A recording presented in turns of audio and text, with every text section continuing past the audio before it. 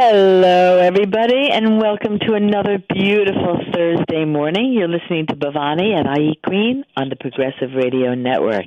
And today in New York really is a beautiful day. I'm so excited to talk to all of you and then to get outside in this beautiful day.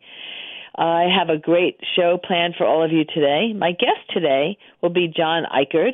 He is a professor Emeritus at the University of Missouri, and his specialty was agriculture economics. And I thought he would be the perfect person to invite on to actually talk about the current pandemic and how it's impacting our food system. And I'll tell you more about John in just a little bit when he's ready to come on.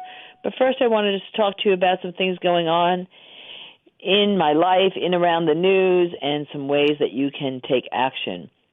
I always like to add that action piece because it's really imperative that we all become active citizens in today's world.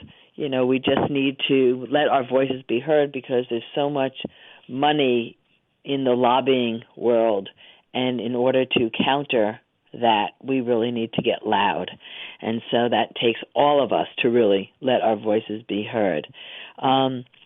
Yesterday, I had another Zoom cooking class, and I'm really, really enjoying doing these so much.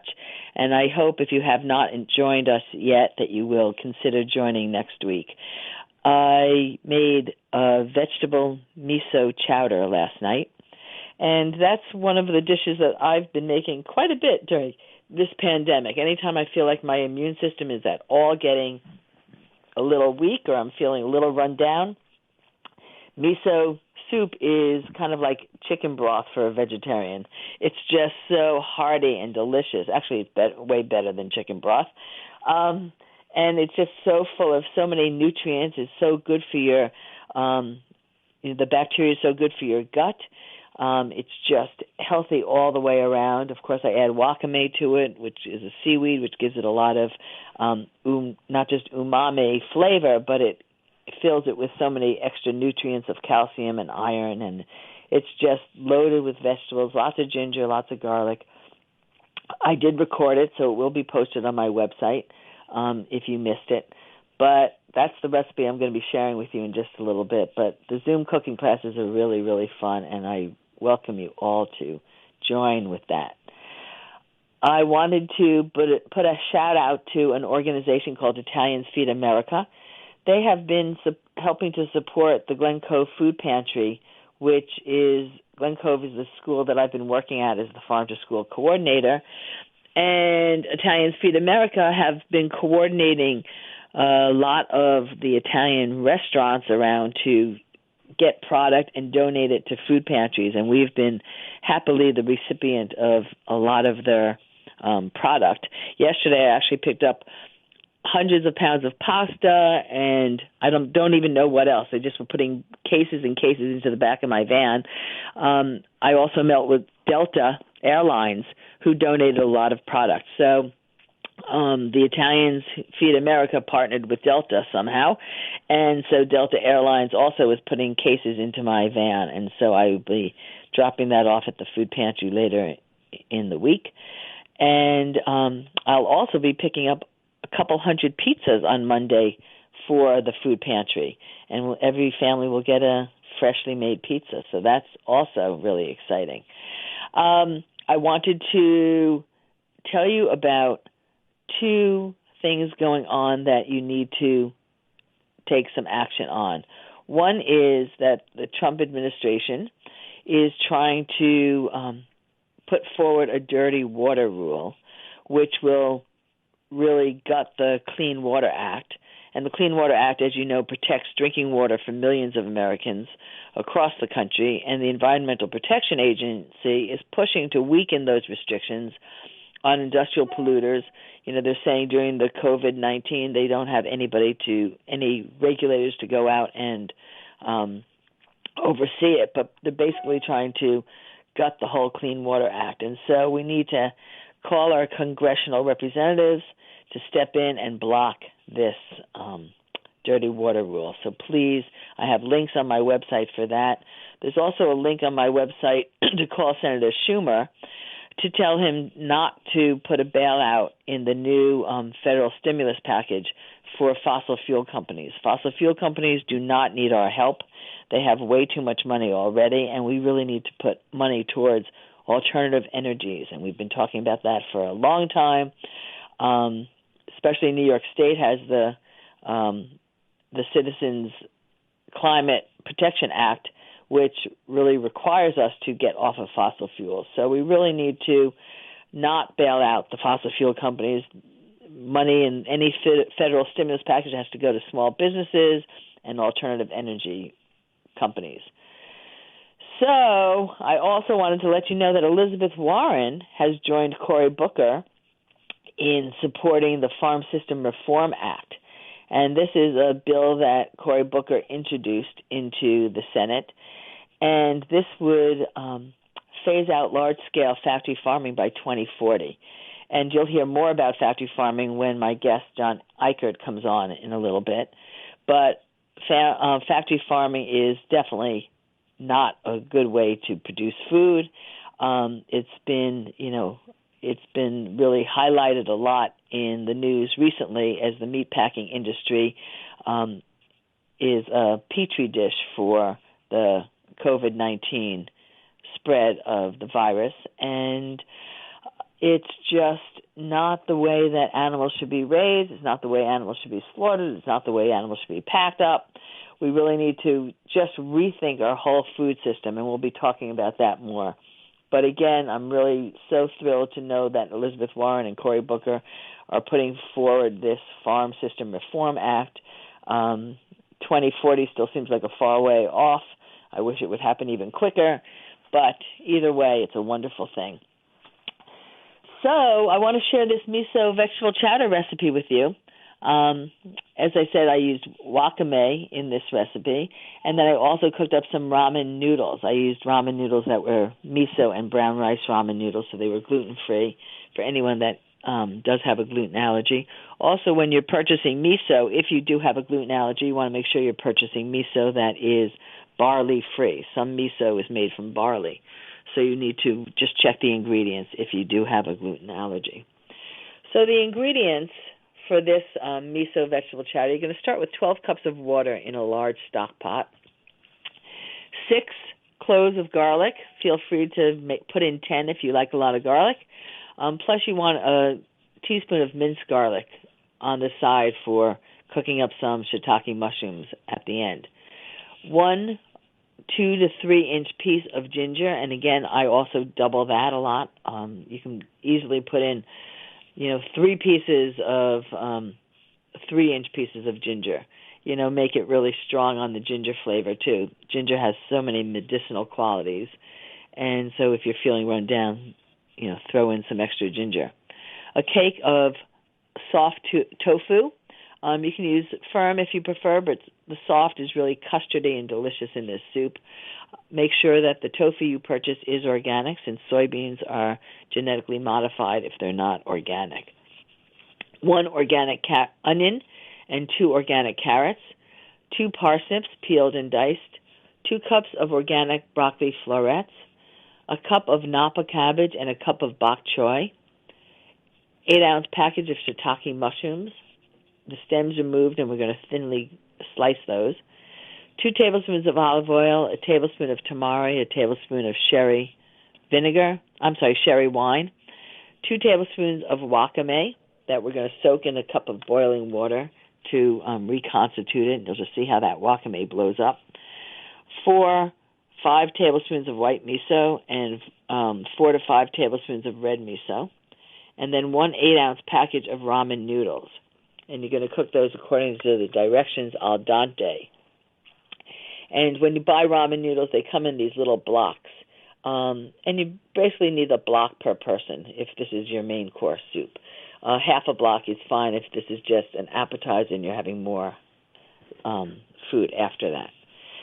So you're going to fill a large stock pot with the water, bring that to a boil, and add the onions and the carrots and the parsnips, along with the garlic and ginger, and just let that boil When it comes to a boil, you can reduce the heat a little and just let that simmer for about 20 minutes.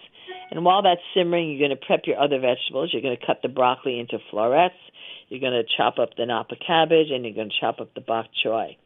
And then you're also going to cube the tofu, whether you're using firm tofu or if you're using the soft tofu. You have to be really careful with that. I actually used silken tofu yesterday in the recipe, and it really was so fragile, so it will fall apart a little bit. So just, add it at the very end because you just need it to get hot. Then the wakame, you're going to put the 2 tablespoons into a measuring cup and then add water, boiling water, to cover that up, and you'll just see how that will expand. Then you're going to add the broccoli, the napa cabbage, the bok choy to the soup after the onions and the carrots have cooked for a while. While that's simmering, in another heavy cast iron pan, you're going to saute up the shiitake mushrooms. So you're going to cover the bottom of the frying pan with a little olive oil. You're going to add a teaspoon of the garlic, and when that starts getting hot, add the shiitake mushrooms. You can also add some minced ginger to the mushrooms as well if you have that. And just continue stirring the shiitake mushrooms. You want to let them really get cooked well done so that they're kind of golden brown on each side. Then you're going to add the sherry to the pan, and that will deglaze the pan, so any of the garlic or ginger that's sticking to the pan will just become removed immediately. And then you can also add the tamari. And continue cooking until those shiitake mushrooms crispen up. And those you're going to use as a garnish on top of the soup. So now we're going to remove a cup of the broth from the soup pot and put that into a separate bowl. And you're going to put the miso into that bowl, and you're going to mix that up. You can either use an immersion blender or just a spoon, the back of a wooden spoon, and stir that up really well so you're dissolving the miso in this cup of broth. And then you can either add the miso broth back into the soup pot, or you can just add the miso individually into each cup. And that's what I did yesterday in the demonstration. I actually took my soup bowls. I put a little bit of the ramen noodles in, then I put some of the concentrated miso broth, and then I did ladles of the soup right on top of the noodles. Garnished it with some fresh cilantro, the crispy mushrooms. I had a little gamasio on the side, and I also had some shishim tokarashi, which is a Japanese spice that has a spicy pepper in it, but it also has some orange peel, and it's just a delicious condiment for on top of the soup. And that's it. It's so delicious. You can adjust how salty you want the broth depending on how much miso you put in. And I use 2 different kinds of miso, like I said, the white miso and the red miso. If you prefer, the mellow white miso over the red miso, you can just use one or the other. And that is it. It was so delicious. It cooks up really fast, and it's just a delightful dish. Like I said, anytime you're feeling run down and you just need a boost, this is my go-to dinner. So enjoy that. If you do make the soup, I love feedback, so send me some comments at bhavani@ieatgreen.com, and I will answer you back. And now it's my pleasure to introduce to you all John Ikerd. He is a professor emeritus of agricultural economics at the University of Missouri in Columbia. And as I mentioned, I invited him to come on to talk about the current pandemic and his take on how it is impacting our food system. And his experience and expertise in agricultural economics makes him a perfect person to share his perspective on how to feed everyone without being dependent on factory farms. John was raised on a small dairy farm in southwest Missouri. He received his bachelor's and master's and Ph.D. in agricultural economics from the University of Missouri. And he worked in private industry for a time and spent 30 years in various professional positions at North Carolina State University, Oklahoma State University, the University of Georgia, and, of course, the University of Missouri, where he retired back in 2000. Since retiring, he has not been resting. He's been spending lots of time writing and speaking on issues related to sustainability with an emphasis on economics and agriculture.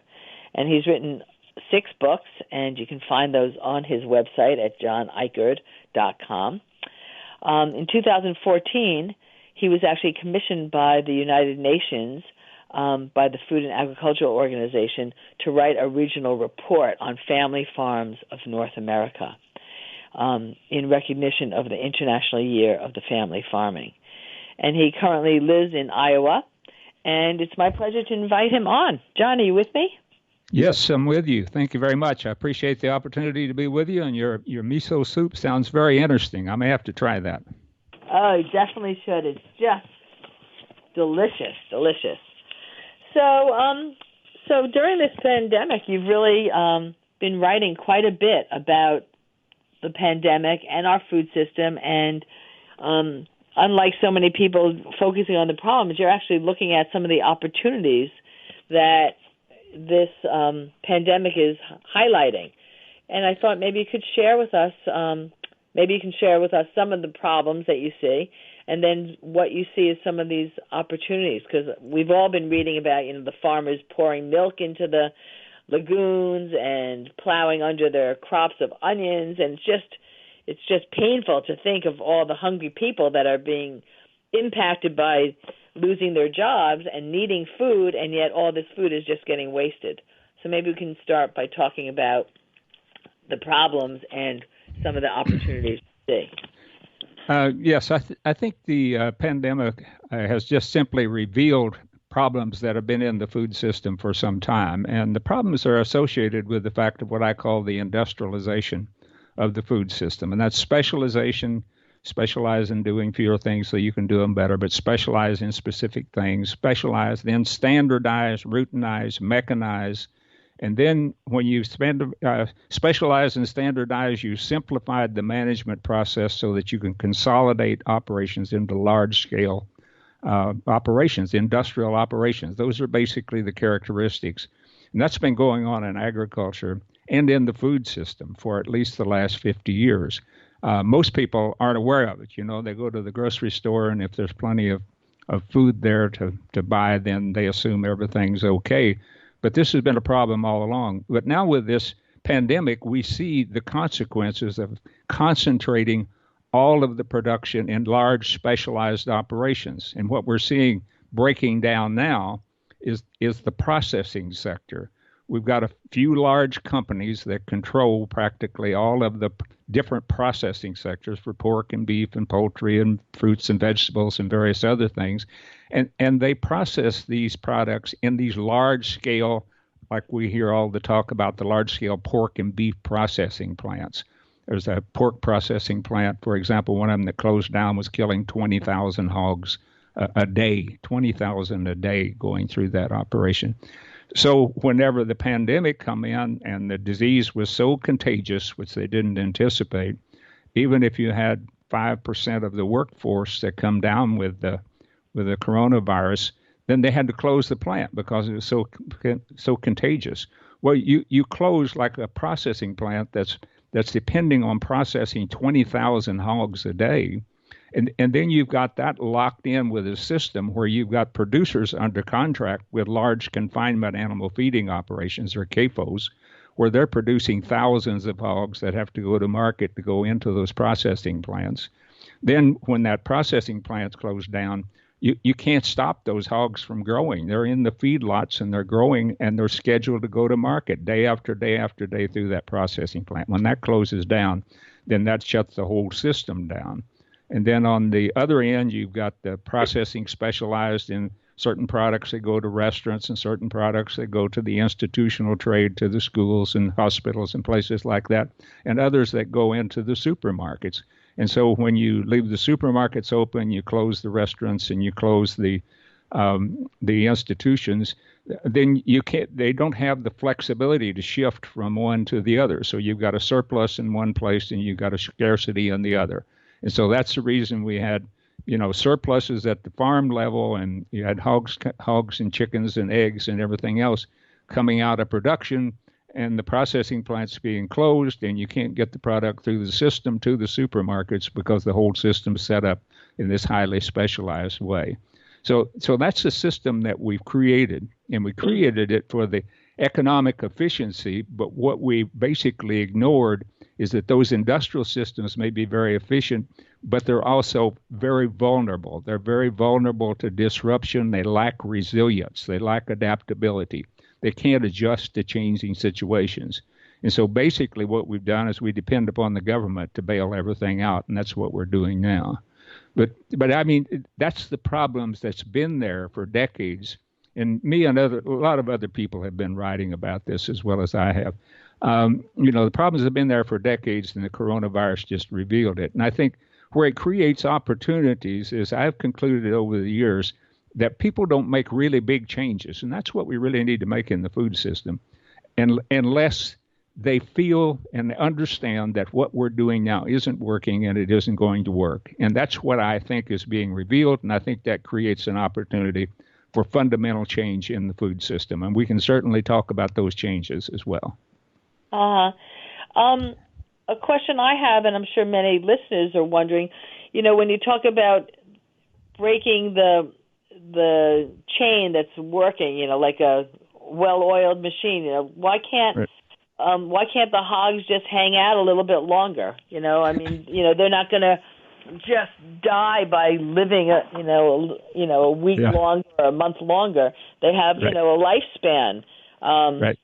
Why can't they just live longer until the operation gets back up and running? Well, what we're talking about in terms of particularly animals like hogs and chickens and beef cattle, that what we process, what we slaughter, I like to call it what it is. I worked with a meat processing plant, and we slaughter animals. What we slaughter in terms of animals are basically like teenagers. And if you know how fast teenagers grow, that's what's going on in these feedlots all around the country. And that's the way the rate these animals are going. And they're in these confinement operations that are totally full. They keep them operating at capacity because of efficiency as well.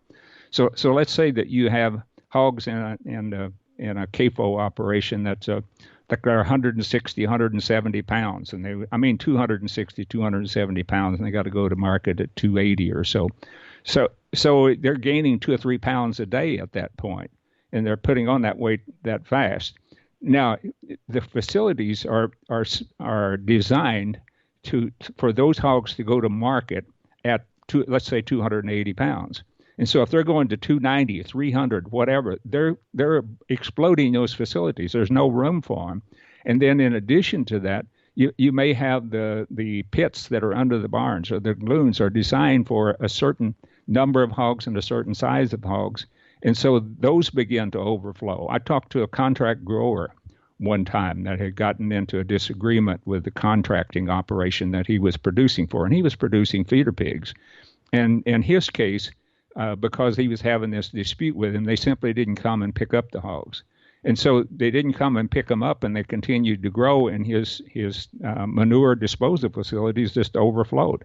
And he had a major problem there. So you run into animal welfare problems because the facilities are totally full, and they're overcrowded, and they're crowded to begin with. When the hogs reach market weight, there's no more room for them to expand. You run into problems handling the manure, handling the waste from hogs that are that size. And you've got other hogs that are scheduled to go into those facilities because you've got the sow operation that has the feeder pigs, and the feeder pigs are coming from somewhere else, and they have no place to go, and then they're running into problems. So, a live animal system or a crop system, as far as that goes, you heard about them plowing under crops out in California, and those were destined, I'm sure, for the restaurant market. And you can't stop those things from growing. You can slow them down by not feeding them as much, but they're in a point where they're growing, and they're going to continue to grow regardless, and that's the reason you run into the problems with them. And then also you run into problems because I read in one case where they had euthanized a whole flock of hens that were laying eggs, and there was a shortage of eggs in the supermarket, but those particular eggs, they were headed for the institutional market. They were going to be turned into liquid eggs and then frozen and sent out to institutions.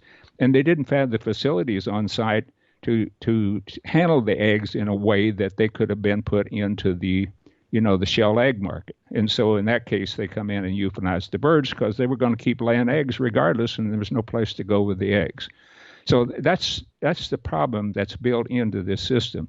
Whereas prior to that, when I worked with a large meat packing company back in the 1960s. Wilson Foods was the fourth largest meat packer in the country at that particular time.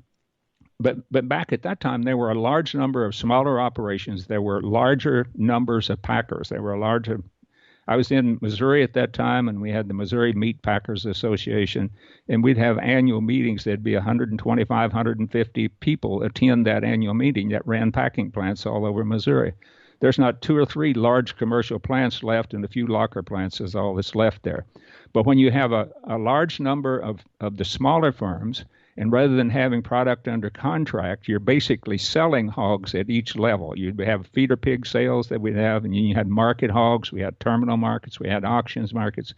So whenever one particular plant would shut down, it wasn't a massive number of animals that was going through it. And there were other plants that could handle the capacity of that plant, and you could go into the market and sell your hogs, take your hogs to the market, and then whoever needed hogs could bid on the hogs, and if one plant closed, there'd still be many packers that'd be bidding on the hogs. And the same way with the feeder pigs, there'd be different feeders that would be bidding on the feeder pigs, and you had a much more flexible kind of system. You had a very adaptable system where you could deal with the disturbances that are inevitable a part of agriculture. And that's where we need to go from here, and that's where I think we can go from here. Is if we recognize the problems, then we begin to move. There's a whole local food movement that's been going on for decades, where we've had, just an explosion in farmers markets and CSAs and roadside stands and other things. And it's remained a fairly small portion, in fact, a very small portion of the total amount of product or foods that's going through the system. But we have the people out here that are creating the alternatives that we need to move toward the future. And those systems, because of the size and the flexibility and the diversity and the individual markets that the product is going through, have the resilience to withstand these shocks. You're going to have these shocks in agriculture. That's just the nature of it, whether they come from weather or disease or hurricanes or floods or whatever. And we need a resilient system. And that needs to be a more localized system, where when you have a problem in like in California or Florida in the citrus industry, or you have a problem in fruits and vegetables, things like that, the whole California fruit or vegetable operations is vulnerable to the very same thing.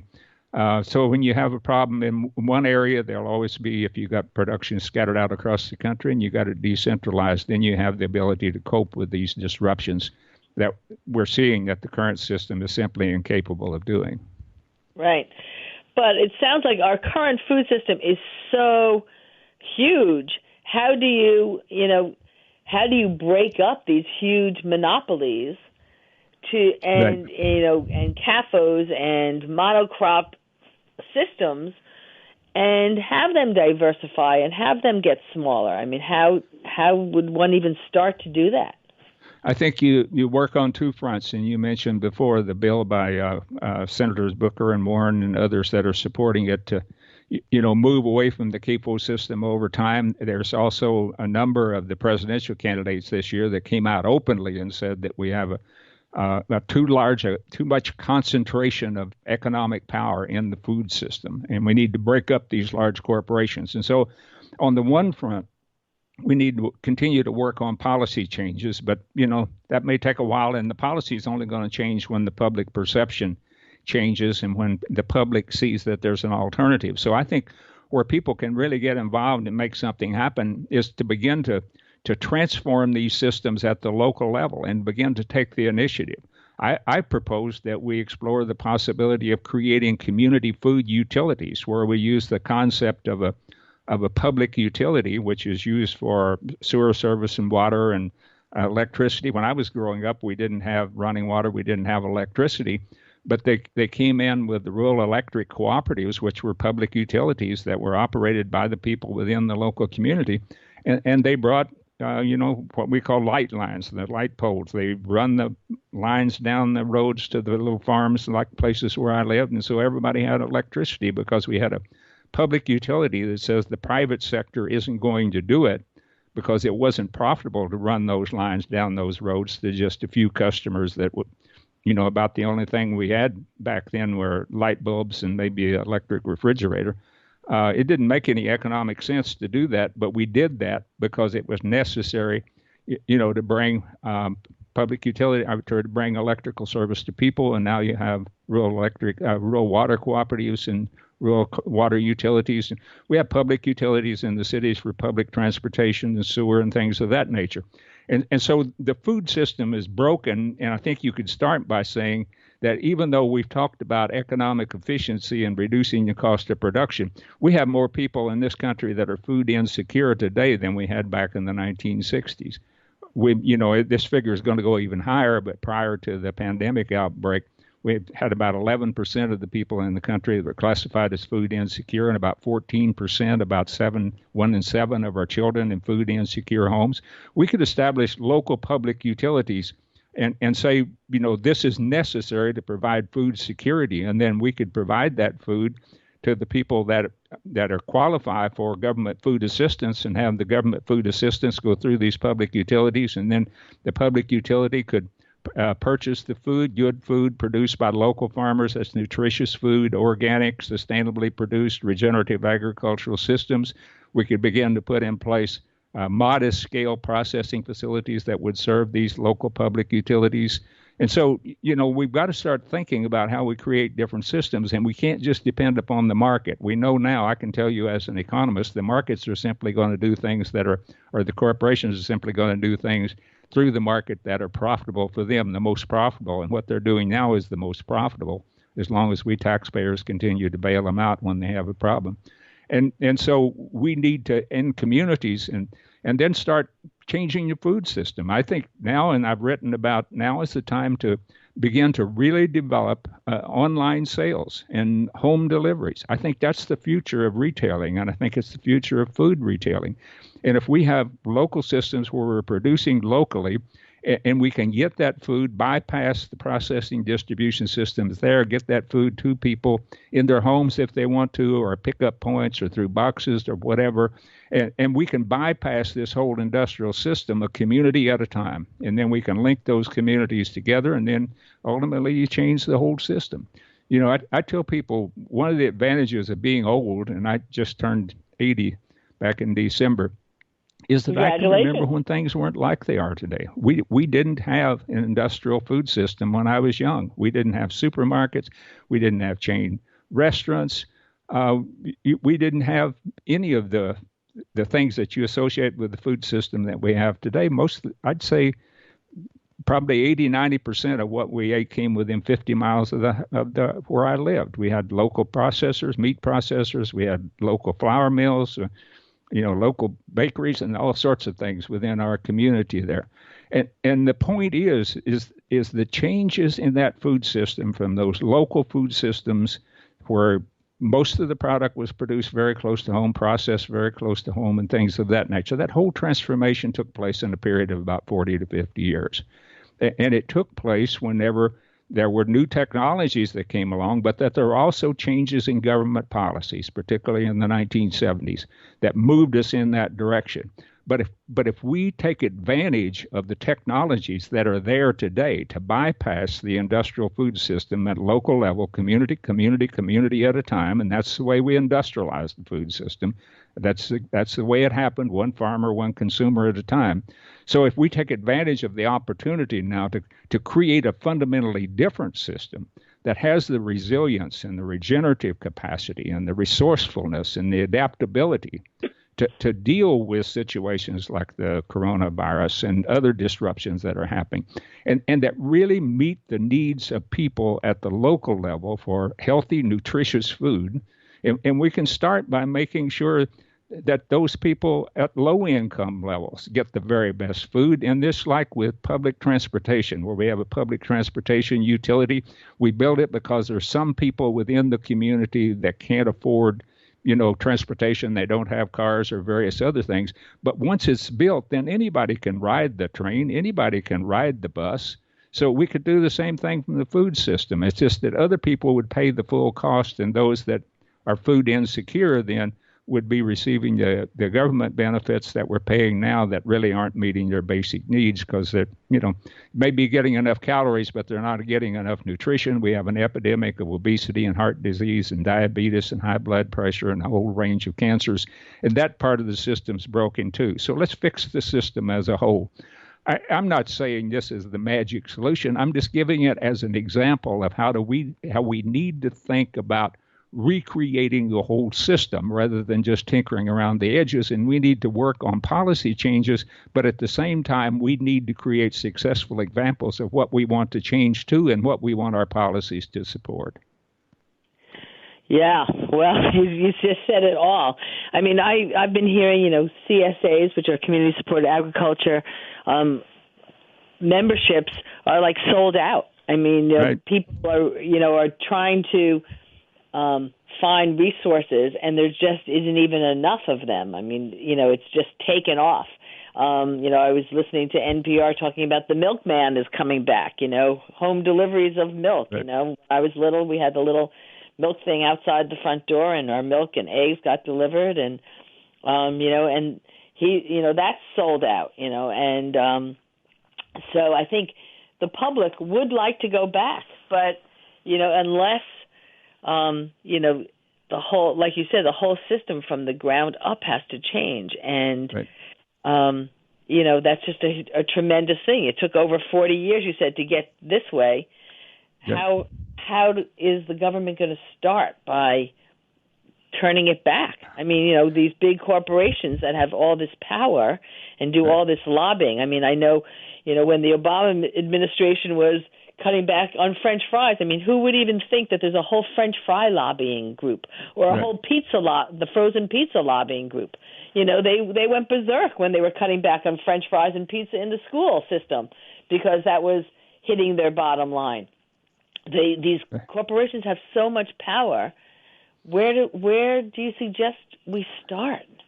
Well, I think we start at the local level, and that's where I think it has to be done. That's where I think things are happening, what you see right now. You mentioned the examples of the CSAs, and anybody that already had an online sales option. Every place I hear is they've just selling all that they can produce that's online, and I think we need to see that as an opportunity to shift, and I think that we can do that at the local level. I have a friend over in Indiana, Greg Gunther Farms, but it's a sizable operation. He markets about 50 hogs a week, and he raises them all outside under humane conditions. He has sows farrowing every week of the year, and those go through the processing plant. He also has chickens and turkeys. He produces about 1 million pounds of meat overall, the chickens and turkeys and hogs, about 1 million pounds a year overall. So it's not really a small operation, but much of his, probably most of his product was going to the high-end restaurants, particularly in Chicago and various other places, where they wanted the humane raised product that are raised outside, raised under, organic condition. He's certified organic and things of that nature. But when the restaurants closed, then it made a real shock on his business. But he was prepared, and I just saw he had posted on Facebook that he's 100% retail now. So he made that whole shift over from, being in the institution restaurant business, shifting over to that. So he's basically all retail, all online, going through food buying clubs, going through CSAs, various other places that he's talked about. So there's the system that's placed. And one point I wanted to make is what I'm talking about is not going back to the way things were when I was a kid, but taking the opportunity to move forward to this new era of food distribution and retailing that I think is going to be increasingly about we're going to be ordering our groceries online. You can do it on the telephone, but I think we're going to do it online week by week, and it's going to be assembled somewhere, and it's going to be brought to our home. And I think that's the way retailing is going in general, and that's the way food retailing. And I think that's where we need to start looking at the future.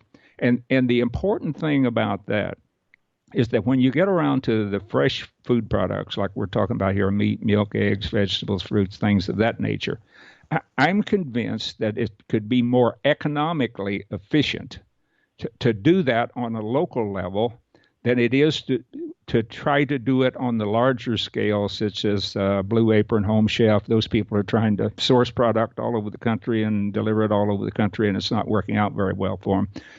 And so I think those are the kind of innovations then. And so when you begin to create examples of these local food systems that are working, then you begin to create public demand to change the laws, to change the regulations. We talked about, you mentioned CAFOs and factory farms. People are opposed to CAFOs in general. Anybody that knows anything about them are opposed to them, but so many people say, well, what's the alternative? What can we do instead of that? And I think what it takes to shift public opinion and shift public policy is you have to shift public opinion. And what it takes to shift public opinion, you have to have demonstrations, you have to have models, you have to have people that are doing something different. And then you can say what our government policies should do is not support this and support this other thing that we see out here. But as long as we're kind of just asking for policy changes to change to something and nobody knows quite what it is, and you can't point to specific examples of where it's working. And so I think what people need to do and what we can do, every one of us can do, we can do whatever we can do within our local community to begin to change the systems there.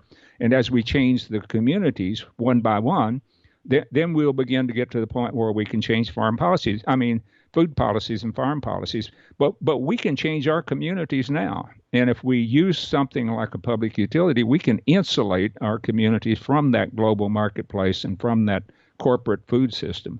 You can't isolate it. You can't separate it from it totally, but you can insulate yourself from it so that you're not just totally sucked into it every time you try to do something different.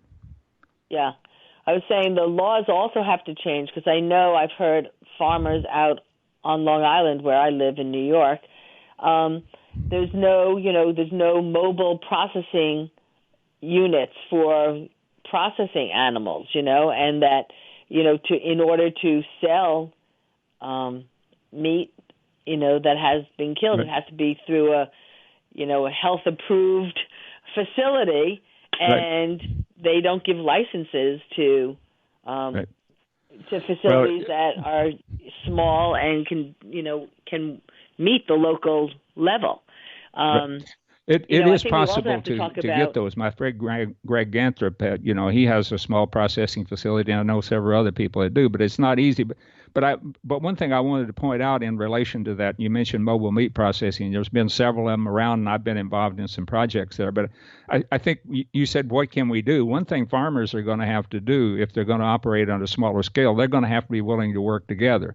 Because if you want a small-scale processing plant, whether it's mobile or whatever it is, that processing plant has to process every week, every day of the year to have any economic efficiency at all, which means that the producers in a particular area, they have to get together and they have to agree so that they can time their product so that it goes through that. And if you're going to serve a local market of consumers, then you've got to have the production coordinated to the point where you've got product that are going to those consumers, like running a CSA. So if you want to scale up to the point where we can really begin to transform the systems at the local level, it's going to require farmers working together, and it's going to require consumers working together.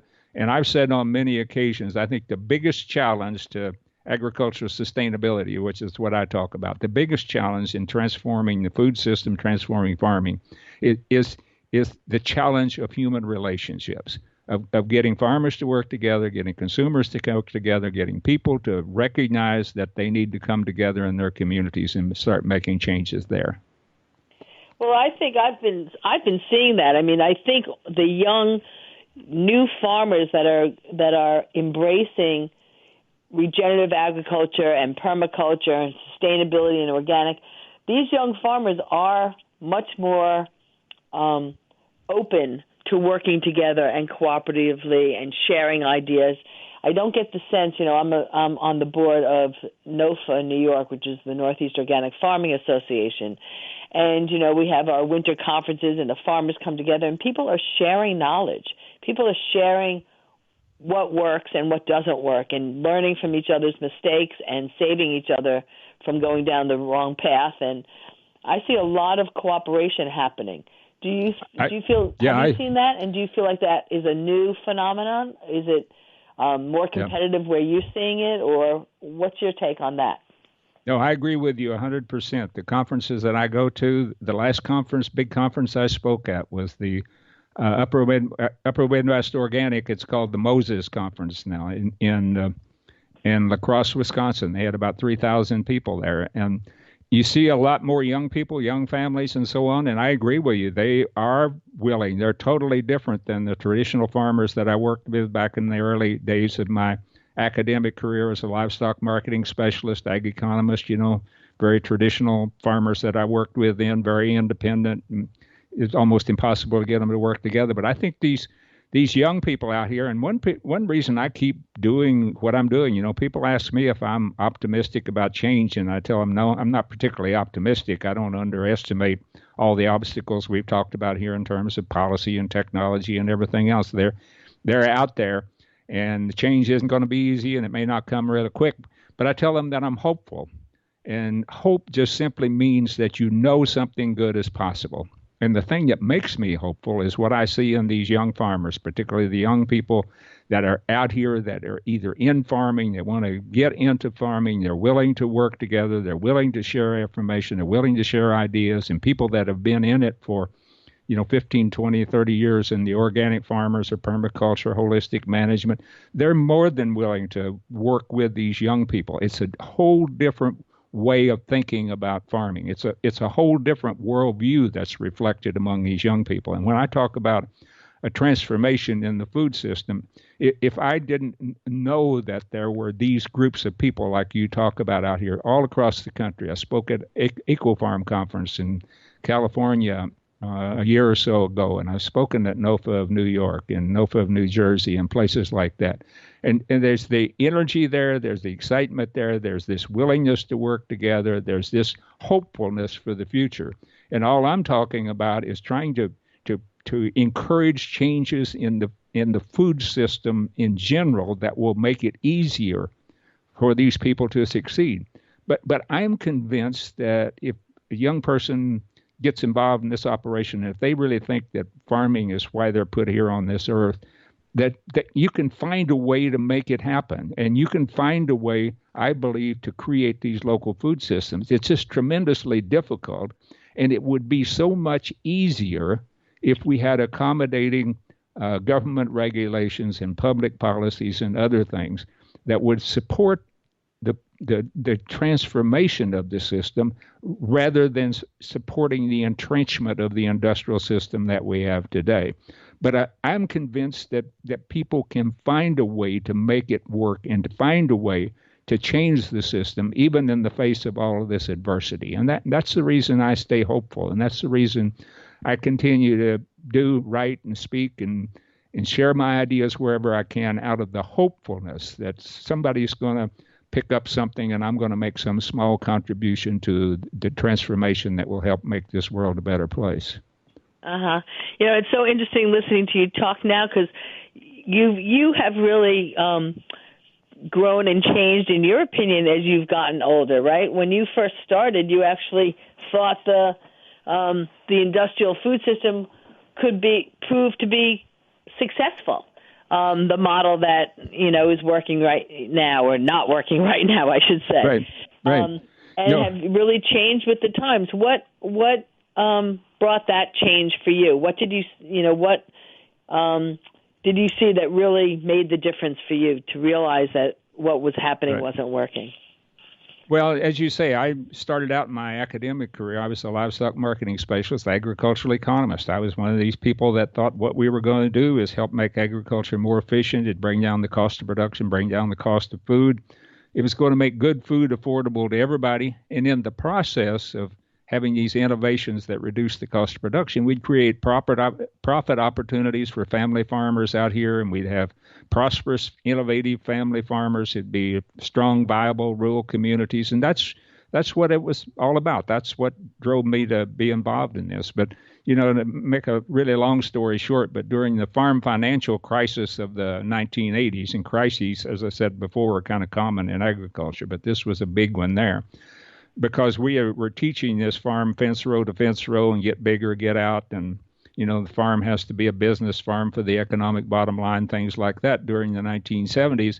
And the farmers that followed our advice, were getting big rather than getting out. They were driving a lot of the other people out of agriculture, but they were getting big and they were successful, but they borrowed a lot of money at record high interest rates in order to expand their operations for buildings, equipment, land, or whatever. And then we got into the 1980s, and then we got into a domestic recession, a global recession, export markets dried up. And these farmers were caught with huge debts at high interest rates. Again, the lack of the lack of resilience, the vulnerability of the system to disruption. And those farmers were losing their farms. They couldn't even make the interest payments on those loans. And we had foreclosures and bankruptcies on the evening news almost every night. And farmers were committing suicide, like some of the dairy farmers have been doing in Wisconsin and other places over the last few years. And I looked around and I said, look, there's something fundamentally wrong with this system. It's not good for farmers. The farmers are going broke, and these farmers that are doing what we so-called experts were telling them to do. And right. The rural communities were withering and dying because it takes families, farm families, and the farm families were leaving because they were going broke. And then it was only then I began to see what we were doing to the land in terms of erosion and pollution, the air, the water with agricultural chemicals and biological waste. And I didn't discover until later that we weren't even feeding the hungry, that we were just producing products for profits or not for people. If you have any doubt about that, we've been burning up. They come about with good intentions, but then you have to step back and look, did it work or didn't it? And when it doesn't work, you need to pull back and readjust. And I think one of the beautiful things with the young farmers is because they are going direct to market, they actually are getting paid a fair wage for their product. They're not being chiseled down to get the lowest price to go to market. And I mean, one of those things that we constantly were hearing about were there's no job that I think is harder than farming. I mean, that's why we have these immigrants doing the work, because no one wants to do the work, because it's back-breaking hard work. And so these farmers need to be paid a fair wage and be able to make a decent living doing what they love and what they feel like their calling is. And that's one of the things that I see as beautiful with the young farmers, is that they are finding the way to make a living at it. They're using innovative practices. They're using direct market to retail, so they're not cutting out the middle person. And a lot of the farmers that I know, they're not rich, but they're certainly making a decent living and something that they can really feel proud about, and that people who are getting their products can feel proud about the food they're eating, and feel nourished by the food they're eating. So it's definitely, like you said, I'm hopeful. I'm hopeful, but we have a lot of work to do. Absolutely. Yeah, I think, the young people are discovering what we should all discover, that life isn't just about making money. That's just supposed to be a means to something else. If you don't know what you want to do with your life, you'll never know if you have enough money. I mean, you'll never have enough because you don't know how much you need.